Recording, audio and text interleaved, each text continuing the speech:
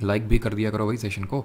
तो क्रस्ट और मैंटल के बीच में कौन सी डिसकॉन्टिन्यूटी है? तो डिसकॉन्टिन्यूटी फिर से एक बार समझ लेते हैं। ये जिस तरह से हमारी अर्थ का मान लेते हैं, अर्थ को हमने कट कर लिया, ये क्रस्ट होती है, ठीक है, ये मैंटल होती है और ये कोर। सबसे पहले तो क्रस्ट से मुझे याद आ रहा है ओ सियाल। क्या याद आ रहा है? ओ सियाल। जैसे बोलते हैं ना ओ राधा, तो ऐसे ओ सियाल। तो ओ से क्या है? ऑक्सीजन, सी से है सिलिकन और एल से है एल्यूमिनियम। क्यों याद आ रहा है? बिकॉज अर्थ क्रस्ट में ये सबसे प्रोफाउंडली हमें एलिमेंट्स देखने को मिलते हैं। सबसे ज़्यादा ऑक्सीजन अराउंड 46%, फिर सिलिकन, फिर एल्यूमिनियम। ये चीज़ याद होनी चाहिए। और क्रस्ट को हम सियाल बोलते हैं, ठीक है, और मैंटल को हम सीमा बोलते हैं। सियाल, सीमा, ठीक है। सिलिका और एल्यूमिनियम का बना होता है क्रस्ट, और सिलिका और मैग्नीशियम का बना होता है मैंटल। लेकिन अगर कभी पूछ ले, क्योंकि जो हमारा क्रस्ट होता है वो दो पार्ट में डिवाइडेड होता है, एक तो ओशनिक क्रस्ट होता है और एक आपका कॉन्टिनेंटल क्रस्ट होता है।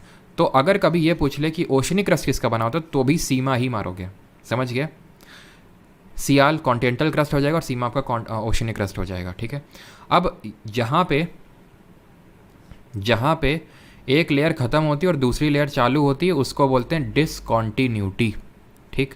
अब यहाँ पे तो क्रस्ट मैंटल कोर है, लेकिन ये जो लाइन है ना, ये डिवाइड करती है अपर क्रस्ट और लोअर क्रस्ट।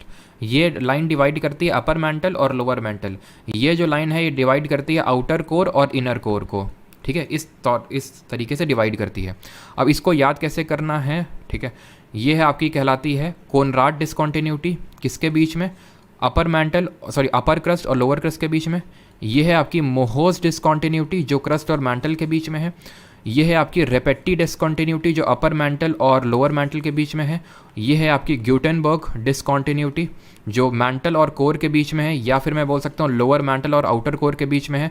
और ये है आपकी लेमैन्स डिसकॉन्टिन्यूटी जो कि आउटर कोर और इनर कोर के बीच में है। और इनर कोर किस स्टेट में होता है ये बताइए। आपकी 5 फिजिकल स्टेट होती है ना, वो बताइए उनमें से किस स्टेट में होता है आपका इनर कोर। तो ये चीज़ क्लियर हो गई कि कोनराड, मोहोस, रेपेटी और गुटेनबर्ग, लेमैन्स। मैंने कुछ इस तरीके से याद किया था कि मैं आपको वो बता नहीं सकता हूँ, ठीक है। वो थोड़ी सी अभद्र टाइप ट्रिक है वो थोड़ी सी ठीक है। तो स्टेट की अगर बात करें तो ये आपका सॉलिड के फॉर्म में होता है, ये लिक्विड के फॉर्म में होता है।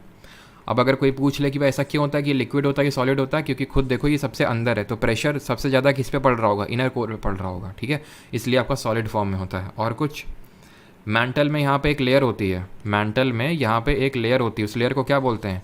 जो मैंटल के अपर पार्ट में देखने को मिलती है उसको हम बोलते हैं क्या? जल्दी से बताओ। जो कि आपका मैग्मा का सोर्स भी होता है, उसको हम बोलते हैं एस्थीनोस्फीयर, ठीक है। एस्थीनोस्फीयर उसको हम बोलते हैं। वैसे तो एकदम जो अपर पार्ट होता है वो सॉलिड होता है, लेकिन उसके जस्ट नीचे जो होता है वो सेमी मॉल्टेन फॉर्म में होता है, जिसको कि हम एस्थीनोस्फीयर बोलते हैं। और एक चीज़ लिथोस्फीयर क्या होता है? जिसको स्थल मंडल आई थिंक हिंदी में बोलते हैं, लिथोस्फीयर। तो लिथोस्फीयर में आता है आपका पूरा का पूरा ये जो क्रस्ट हो गया वो आ जाएगा, ठीक है।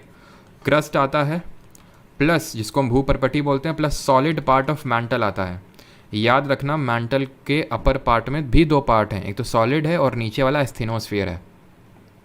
लिथोस्फीयर आपका क्रस्ट और सॉलिड मैंटल, उसमें एस्थीनोस्फीयर नहीं आता है, ठीक है। आंसर क्या होगा? क्रस्ट और मैंटल के बीच में मोहोस डिसकॉन्टिन्यूटी, ऑप्शन नंबर 3। अगले क्वेश्चन पे आते हैं। The following is not an